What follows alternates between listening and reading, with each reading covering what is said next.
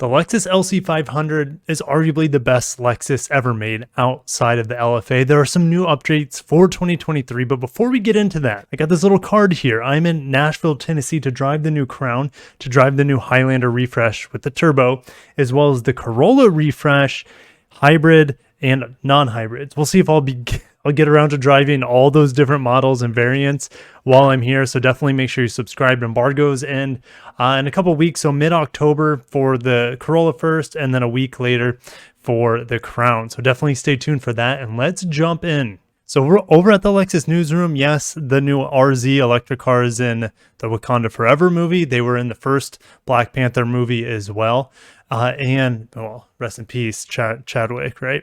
Anyways, 2023 LC 500, let's get into the new changes. And there aren't a lot, and there doesn't need to be a lot, but I wish there was a touchscreen, but let's get into what's new. So we'll start with the convertible, which is my favorite version of the LC. It's not quite as tight, it's not quite as well handling, but guys, LC drop top, there's nothing sexier in the Lexus lineup. So we have a new dynamic handling that's based on the Lexus driving signature, and we also have the addition of a cloudburst gray paint color. Now it also gets an addition of a lightweight soft top and available advanced climate concierge with upper body heating. We also have the entry price for the convertible, and since the 2-3 years it's been out, it's been about $100,000 car. It stays there. It's $101,500 before destination, arrives late 2022. So it looks like they've further tuned the suspension versus the coupe to make it a little bit more suiting for the convertible. Also, we have a unique Yamaha performance damper in the back.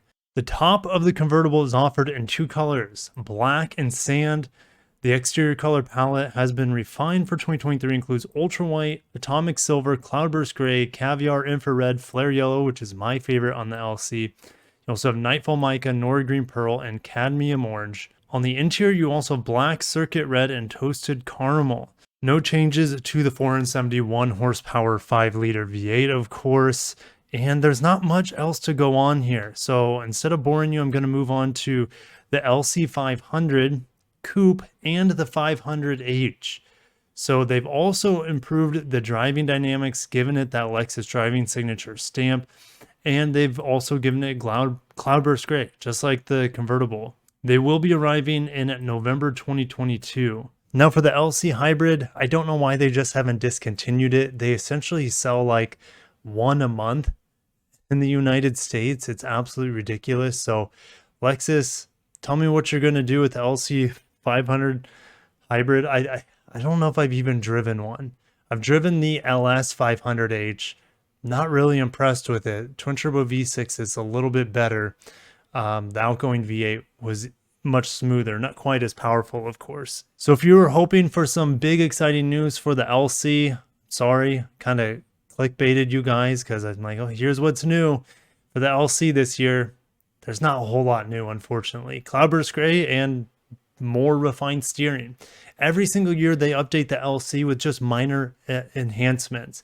They've never given, I mean, they gave it Apple CarPlay and Android Auto a few years back. That was kind of a big deal, but they've never given it like a true refresh. A lot of people are like, hey, when's the LC getting a refresh? It'll never get a refresh. It's kind of perfect styling wise the way it is for the most part. There are a couple things on the back, like the reflective afterburner things above the taillights that I don't like, but other than that, the LC is pretty darn gorgeous overall. So I wanted to go over a couple more things. Stay tuned, because once I get this magazine, it's not out till 2 days from now. Once I get this magazine from Japan, the new issue of Best Car Mag, it talks about the next generation of GR86 is already underway. It sounds like they're breaking away potentially from Subaru, which might be, music to some of you out there. And it looks like they could be using the 1.6 turbo from the GR Yaris, GR Corolla, and hybridizing it. And if that's the case, it's like the price of this thing is going to go up. And then what's the point?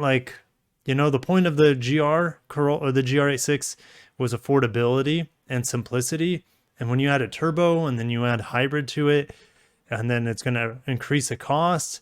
The only way this vehicle makes sense to me is if they cancel the Supra, which, let's say the Supra goes out in 2025, and then this new generation of GR86, the last generation of GR86, comes in 2026, 2027. Hard to say, but stay tuned because I'll give you that information here once I can get my hands on that magazine. Now going over to Nissan, if you missed my Nissan, where does Nissan go from here video, make sure to check that out. But negotiations are going on to reform the alliance with Renault. It looks like Nissan will be buying into Renault's electric vehicle program, but it looks like it's only going to be made in France with 10,000 employees, and then Renault's also separating its combustion engines and hybrids into a different program, also somewhere in Europe of 10,000 employees.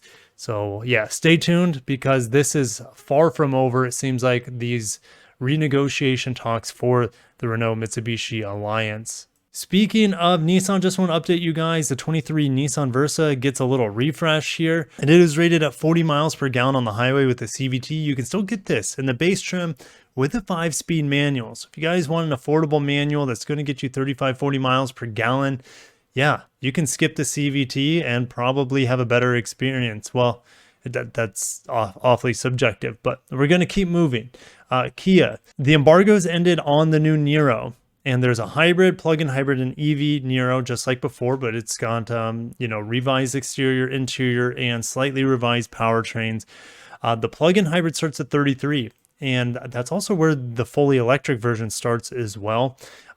But you get more electric range and more electric power and overall power on the hybrid than you did in the previous generation. So now you have 33 miles of electric range, which is a 25% increase versus the last generation Niro plug-in hybrid. Make sure to watch my review on that.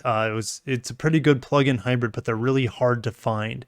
And the Niro standard hybrid is going to be the easy one to find. I want to say that starts around 27K. And these are expected to arrive at Kia dealers this fall, of course. Continuing over is a 1.6 liter 4-cylinder, but it has a more powerful electric motor of 62 kilowatts, and it has a combined 180 horsepower and 195 pound-feet of torque. Front wheel drive only. No matter if you get the EV or the normal hybrid, they're all front wheel drive, 6-speed dual clutch transmission, and you can charge the plug-in hybrid on a level 2 charger, which charges it in just under 3 hours. But I got to get myself cleaned up, head to dinner tonight with other journalists and, of course, the Toyota reps to get ready for the big Crown drive tomorrow.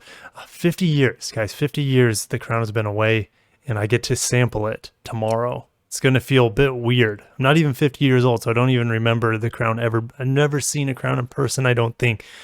So pretty nuts. Anyways, gotta cut myself off. See you guys in the next one. If you enjoyed it, hit the like button, subscribe for more. Catch you in the next one. Peace.